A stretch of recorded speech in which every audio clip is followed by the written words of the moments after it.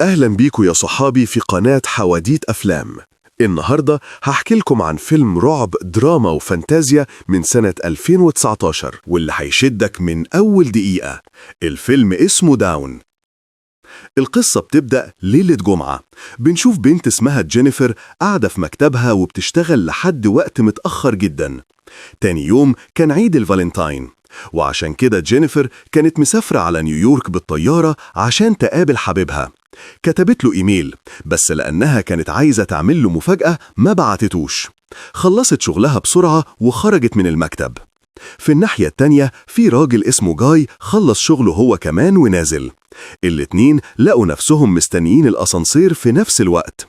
جينيفر ركبت من الدور 49 وهو ركب معاها من الدور 42. جاي أول ما ركب بدأ يهزر ويفتح معاها كلام. جينيفر ردت بكلمتين وخلاص، باين عليها مش عايزة تفتح معاه كلام.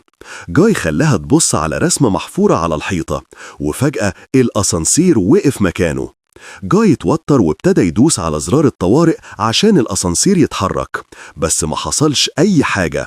جرب يفتح الباب، منفعش برضه. الاتنين فضلوا يشاوروا بإيديهم قدام كاميرا الأسانسير ويصرخوا حد يلحقنا، بس مفيش حد طلع يساعد. المبنى كان فاضي والناس كلها مشيت. بعدها طلعوا الموبايلات بسرعة عشان يتصلوا بحد، لكن المفاجأة مفيش شبكة جوه الأسانسير. ساعتها استوعبوا إنهم فعلا اتحبسوا فيه.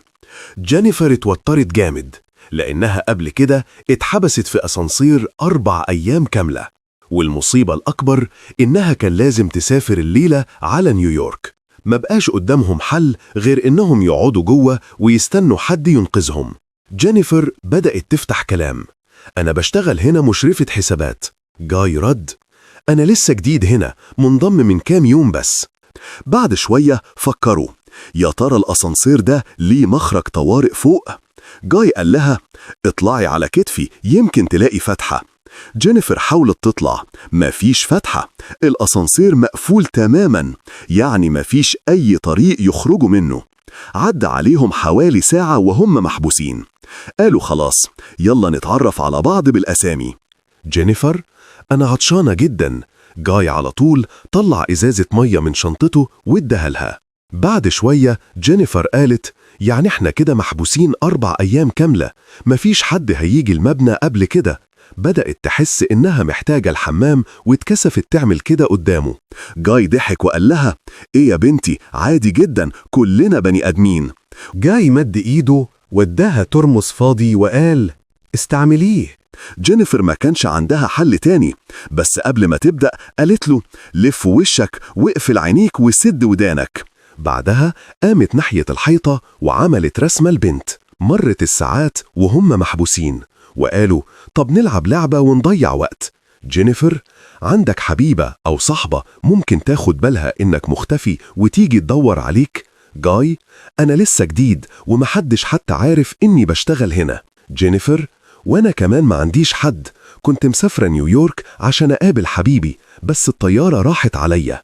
ومن هنا بدأوا يفتحوا كلام مع بعض أكتر، والجو ابتدى يبقى أهدى شوية. جاي فجأة طلع إزازة خمرة، قعد هو وجينيفر يشربوا مع بعض، والوقت ابتدى يعدي أسرع. بعد ما شربوا شوية قالوا طب يلا نرسم بعض. جاي وهو بيرسم فجأة اعترف وقال بصراحة أنا مخبي حاجة، أنا شفتك كذا مرة وانت خارجة من المكتب، وبصراحة انت في عيني جميلة جدا.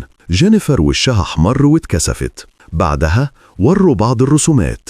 جاي كان عامل رسمة حلوة جدا ليها، لكن جينيفر كانت عاملة رسمة مضحكة جدا ليه. جينيفر قالت له طب يلا نغير الكلام. جاي قال طب ايه رأيك نتكلم عن الأكل؟ جينيفر قالت له لا بلاش، ما عندناش أكل أصلا. جاي ضحك وقال خلاص نتكلم عن الجنس. جينيفر قالت طب يلا كل واحد يحكي عن خيالاته أو أول مرة. بدأت هي الأول.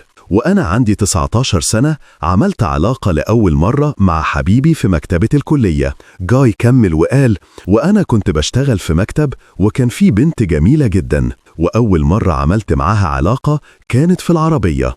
الكلام سخن الجو بينهم جدا. جاي بصلها وقال لها ممكن أبوسك؟ جينيفر وافقت وقالت قربوا من بعض والموضوع سخن فجأة وتحول لميكس مشاعر بالخلاط. بعد ما الجو سخن بينهم، جاي بص لجينيفر وقال لها: حاسس إني حبيتك. جينيفر ردت بسرعة: لا، أنا عندي حبيب ولسه بحبه، وأول ما أخرج من هنا هروح له على طول. جاي حاول يقنعها وقال: أنا عايز نكمل مع بعض. جينيفر قالت له ببرود: اللي حصل بينا كان نزوة وخلاص. جاي اتوتر جدا وقال لها: أنا بحبك بجد وخايف أقولك الحقيقة. أنا مش جديد هنا زي ما قلتلك، أنا بشتغل هنا من زمان، بشوفك كل يوم وانت داخلة وخارجة من المكتب وعارف عنك كل حاجة. ورالها موبايله وكان فيه تسجيلات للكاميرات وهي خارجة من المكتب. الصدمة: جاي طلع إنه حارس الأمن بتاع المبنى وكان واقع في حبها من زمان، بس ما قدرش يفتح لها قلبه لأنه عارف إنها مستحيل تبص لحارس أمن، وعلشان كده خطط لكل اللي حصل. حبسه في الأسانسير ما كانش صدفة، كل كان جزء من خطته. جاي بعد ما خلص كلامه فجأة طلع مفتاح الأسانسير من جيبه وقال لجينيفر: لو عايزة تطلعي اتفضلي، الباب مفتوح. وشغل الأسانسير فعلا. جينيفر اتعصبت جدا وقالت له بصوت عالي: انت بتحاول تخطفني بالعافية؟ أول ما أخرج من هنا هروح للشرطة وأقول لهم كل اللي عملته. جاي أول ما سمع الكلام ده اتجنن وقفل الأسانسير على طول. جينيفر هجمت عليه بكل قوتها، حاولت تخطف المفتاح بس جاي مسكها بسرعة. هي فضلت تعافر وتشد وفجأة رجلها خبطت في المفتاح. المفتاح اتكسر نصين. كده خلاص الاتنين اتحبسوا رسمي. جينيفر اتنرفزت جدا ومسكت صندلها وضربته في وشه. جاي مسكها وخبطها في أرضية الأسانسير بقوة. الاتنين اتخبطوا جدا وفقدوا الوعي. بعد شوية فاقوا تاني. جينيفر قالت له: ازاي المبنى كله ما فيهوش غيرك كحارس أمن؟ جاي رد: كان المفروض يجوا 3 النهاردة، بس أنا قلت لهم سيبوا الشفت عليا. جينيفر صرخت وقالت: انت مجرم. الكلمة دي ولعت دم جاي، ابتدى يكسر في كل حاجة حواليه زي المجنون. جاي مسك شنطة جينيفر وفتحها، لقى جوه تيشيرت كانت جايباه هدية لحبيبها.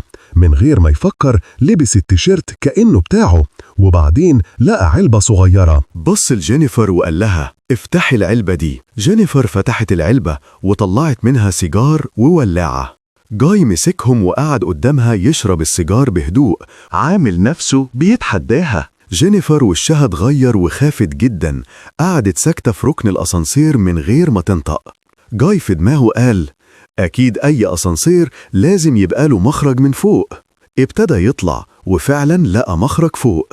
بص لجينيفر وقال لها: بصي، أنا محتاج مساعدتك عشان أطلع. جينيفر ردت بسرعة: أنا مش هقدر أشيلك، خليني أنا أطلع الأول. جاي ما كانش واثق فيها، كان مرعوب إنها أول ما تخرج تسيبه وتروح تبلغ الشرطة وتفضحه. جينيفر حلفت له وقالت: والله ما هقول حاجة، هنطلع سوا ونبدأ حياة جديدة. جاي صدقها للأسف وساعدها تطلع، لكن المفاجأة أول ما جينيفر طلعت فوق خانته، ما ساعدتوش يطلع وسابته محبوس جوه الأسانسير. جينيفر مسكت السلالم وطلعت لفوق. جاي أول ما شاف المنظر اتجنن خالص وحاول يطلع فوق عشان يمسكها، وأول ما طلع جري وراها زي الوحش. جينيفر كانت خلاص على بعد خطوة من باب الخروج. فجأة جاي مد إيده وشدها بقوة. الاتنين وقعوا تاني جوه الأسانسير واتخبطوا جامد لدرجة إنهم فقدوا الوعي. بعد شوية جينيفر فاقت وعقلها اشتغل بسرعة، جمعت شوية ورق من شنطتها ولعتهم وحطتهم تحت حساس الدخان، وبجد جهاز الإنذار رن. بعد لحظات جاي هو كمان فاق. جينيفر ضربته برجليها على دماغه جامد. جينيفر مسكت قطاعة السيجار وقربتها من المكان الحساس عند جاي كأنها هتقطعه. جاي أول ما شاف المنظر اتشل من الرعب. بليز سيبيني. جينيفر وقفت في آخر لحظة، ما عملتش حاجة، لكن بسرعة طلعت موبايلها وبدأت تسجل كل كلمة بيقولها. وفعلا جاي اعترف قدام الكاميرا إنه خطفها. بس القصة ما وقفتش هنا. بعد شوية ظهر حارس أمن تاني في المبنى اسمه إيدي. إيدي كان داخل ومعاه صاحبته. بص على شاشات المراقبة ولقى الكارثة، 2 محبوسين جوه الأسانسير. جري بسرعة عشان ينقذهم. إيدي حاول يفتح باب الأسانسير من بره، بس الباب كان قافش ومش راضي يتفتح. ادى المفتاح لجاي وقال له: جرب انت. جاي قال له بخبث: لا، أنا محتاج مساعدتك، لازم تدخل. إيدي صدق ودخل نص جسمه جوه الأسانسير، وفجأة جاي شغل الأسانسير. في ثانية واحدة إيدي اتسحق ومات فورا.